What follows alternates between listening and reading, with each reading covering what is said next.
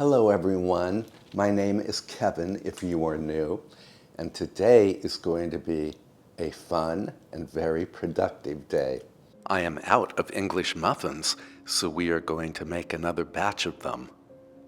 For a fireside dinner tonight, we are making delicious black bean burgers that we can serve on the aforementioned English muffins.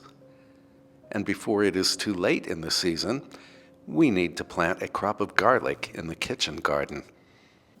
So please hang out with me, and we will see what we can accomplish. For the English muffins, I need 1 cup or 240 mils of warm water. This water is about 100 degrees Fahrenheit. I also need a ½ cup or 120 mils of warm milk. I'm using whole milk. And then 2 1/4 teaspoons or 7 grams of active dry yeast.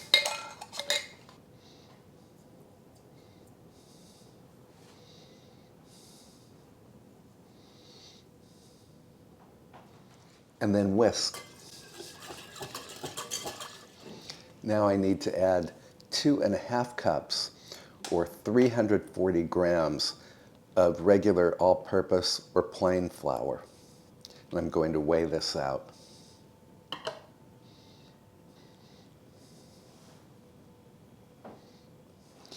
Then I stir this 100 times in the same direction. And this is really all the kneading you need to do.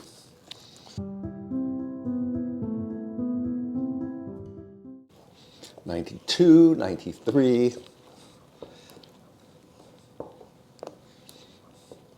And that's 100. And already I can see strands of gluten developing in this dough. Really, it's a batter. Then I'm going to cover this bowl with a damp tea towel and then put this in a warm location until the batter doubles in volume and becomes bubbly. That's going to take about 90 minutes. While the English muffin batter is rising, I think we should make some coleslaw. Coleslaw will be a great accompaniment for the black bean burgers. So first I'm going to make the dressing. I don't measure any of these ingredients. I just really eyeball them. So I need some sour cream and some mayo. This is avocado oil mayo.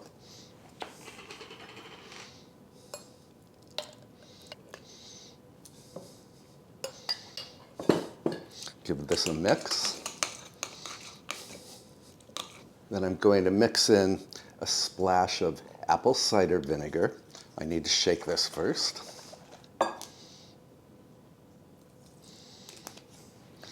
And a tiny bit of honey.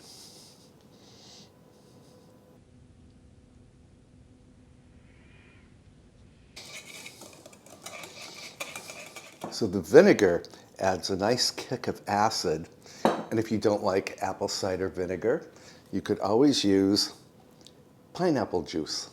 The honey, well, you can leave it out if you want, but I just love coleslaw when it has a little tiny hint of sweetness. And then of course we need some salt, pepper,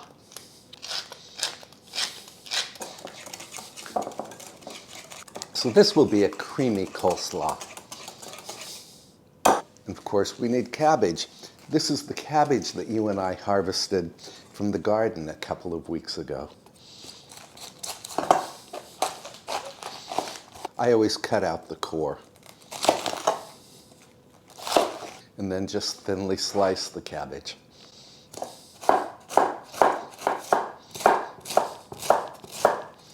If you have really long strands of cabbage, as I do, just cut them into thirds or in half. Then add the cabbage to the dressing. I think I will just use the half of the head of cabbage. cabbage stores for a really long time in the refrigerator. So I will just wrap the other half and refrigerate it. Then take 2 mixing forks. I love these forks. I bought them on Amazon and I use them all the time. I can link them in the description if you are interested.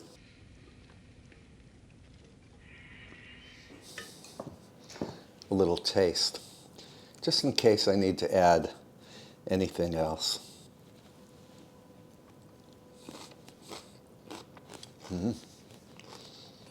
This is perfect.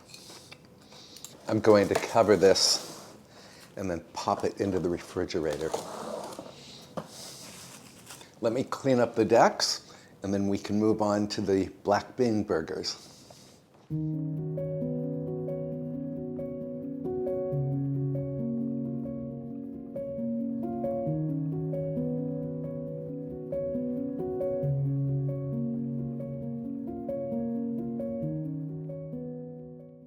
Actually, I need to hold off on the black bean burgers right now because our English muffin batter has doubled in volume.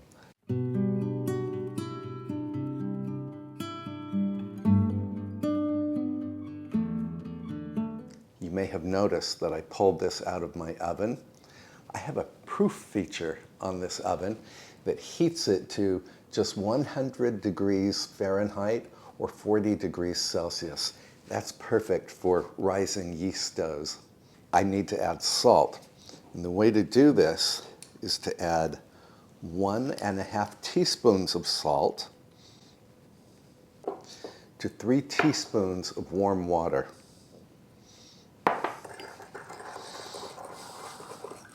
Just like that. And then pour the salt over the batter and stir 25 times. Again, I do this in the same direction. Look at all of these strands of gluten in here. So we're deflating the dough. Did I say that correctly? We are deflating the dough. And then I will let this rise again until pretty much doubled in volume and very bubbly. That's going to take only 30 to 45 minutes this time. Cover, and then back into the proofing oven or whatever warm location you have in your home.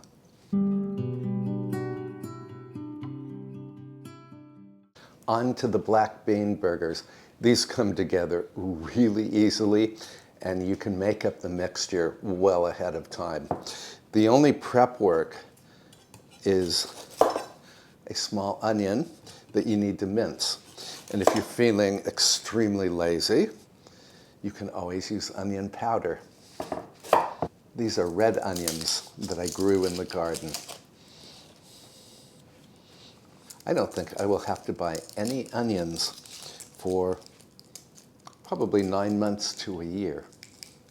Easiest way to dice an onion is to cut it on a sharp diagonal like this.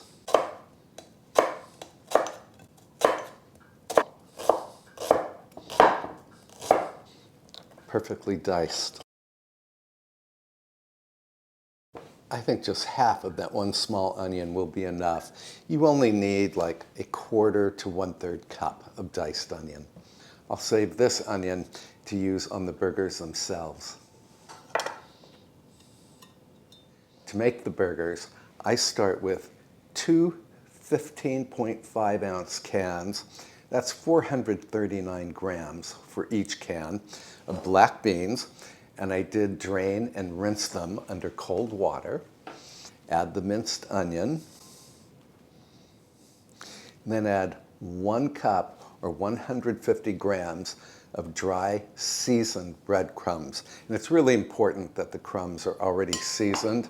I'm using this brand.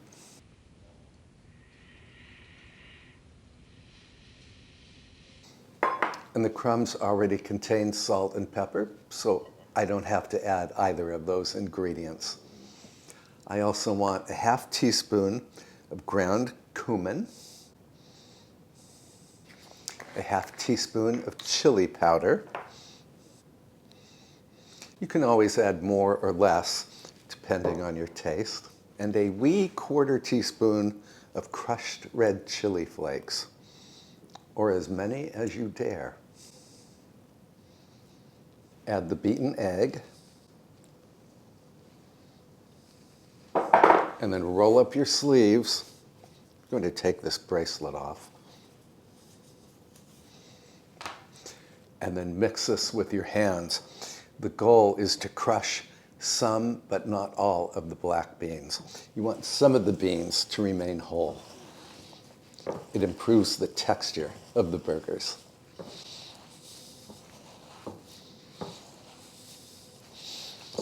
And I should probably mention that unlike so many other veggie burgers that I have tried, these black bean burgers, when made this way, actually hold their shape.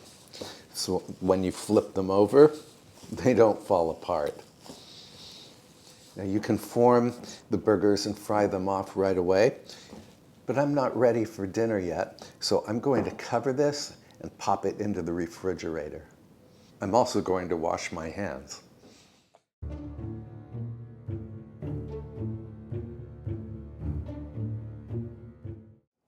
And just like that, our English muffin batter is ready. So I have preheated my electric skillet to 300 degrees Fahrenheit or 150 degrees Celsius. Of course, you could use just an ordinary skillet on the stovetop. And I have my English muffin rings. These measure 3.5 inches in diameter, and they are 1 inch deep. I just put them in the skillet. I will link these rings if I can find them on Amazon. And then you need to grease the rings and the surface below the rings. And then add the batter, about a quarter cup. You only want to fill the rings about halfway up. Cover the skillet and bake the muffins until they turn golden brown on the underside, about 8 minutes. Then remove the rings and flip the muffins to brown the other side for about 4 minutes.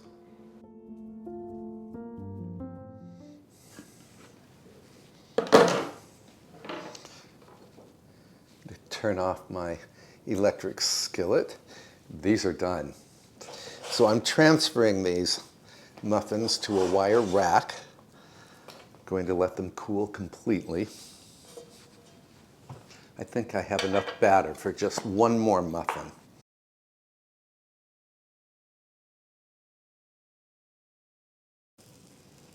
Here are the English muffins. This batter made 7. I almost wish that I had doubled the batter. These English muffins are so delicious, and if you only know the store-bought muffins, well, you're in for a big surprise.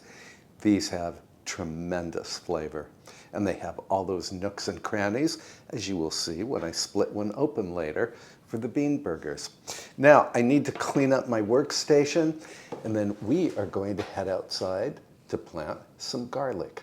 Here is the garlic. This is actually gift garlic from Lizette's parents.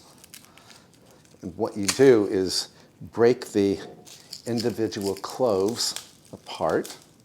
I like to prepare the garlic in the kitchen first and then bring it up to the garden. The time to plant garlic is in the fall because the garlic needs to go through a cold period, and the cold triggers the individual cloves to form heads of garlic.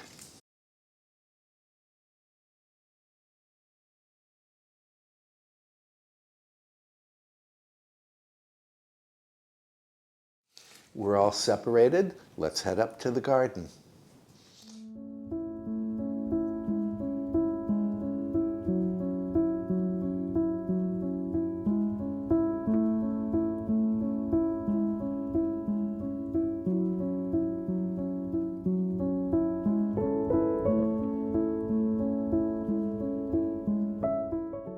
The garlic we are planting is a hardneck variety.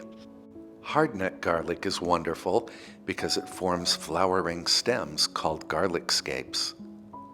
Garlic scapes are terrific for pesto and in stir fries. I am planting the individual garlic cloves about 2 inches deep and 4 inches apart in a raised bed in the kitchen garden.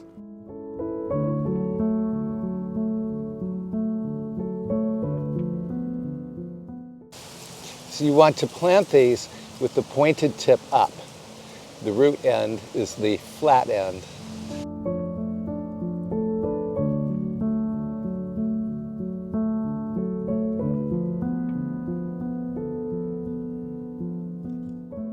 Once the garlic is planted, I then mulch the bed with 1 or 2 inches of weed-free straw. We're done. Let's head back to the kitchen. Boy, it was really windy outside. I'm going to change out of my now dirt and straw covered apron and put a fresh apron on. Fresh apron, but before we fry off the black bean burgers, I want to light a fire in the dining room fireplace.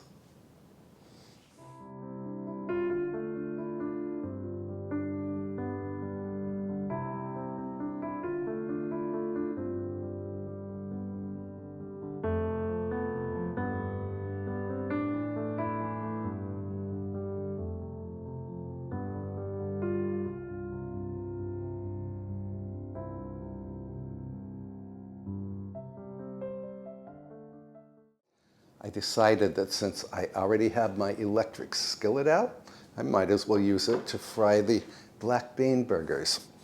So I need some oil. This is avocado oil. And some butter.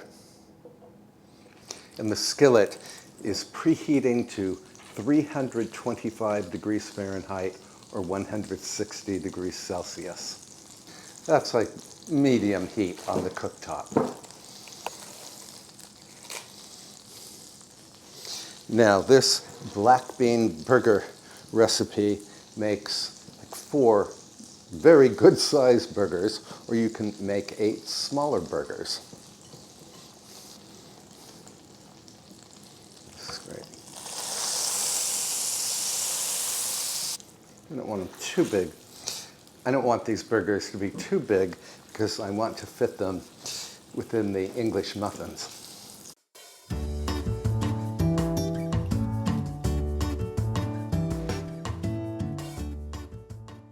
I'm going to cook these until they form a nice brown crust on the underside.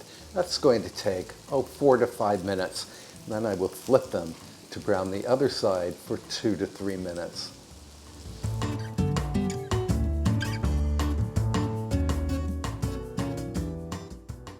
While we're waiting for these burgers to finish cooking, I'm going to prepare the English muffins.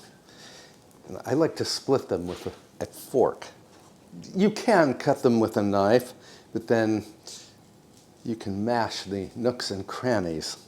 And I want those nooks and crannies.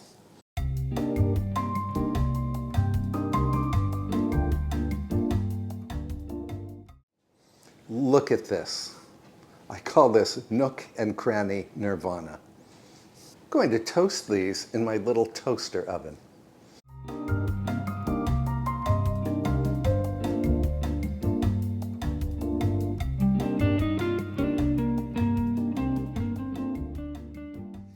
Now these black bean burgers are so downright delicious all by themselves. They really do not need a ton of condiments. I'm going to put avocado oil mayonnaise on mine, and I think I'm going to doctor this mayonnaise with just a tiny splash of sriracha. 3 drops.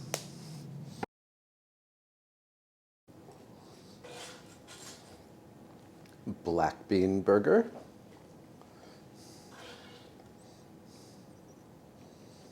Some of the onion that we cut up earlier. And of course, you could put cheese on these. I also think A wedge of perfectly ripe avocado would be particularly delicious on these burgers, but I do not have a ripe avocado here. Then I want to add some of this crunchy, delicious coleslaw to the plate.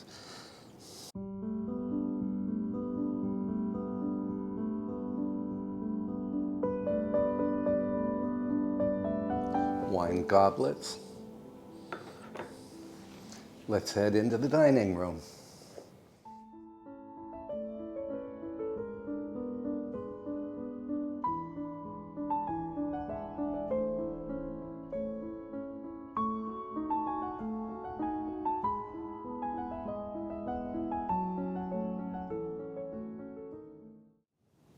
Mr. Fox is going to be joining me for dinner, but he does not want to be on video.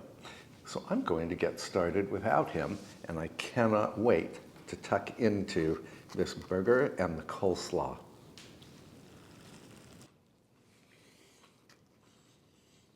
This burger isn't just delicious, it's outrageously delicious. These seasonings are just perfect, and the burger is meaty without containing any actual meat. I hope you will give it a try someday. I will post the recipe for the black bean burgers in the description below. Now for the coleslaw, I want to see what it tastes like after it has chilled for several hours in the fridge. The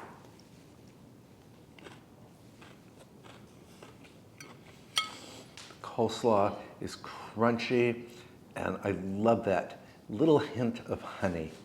And it's even better after it has chilled. And I forgot to tell you about the English muffin.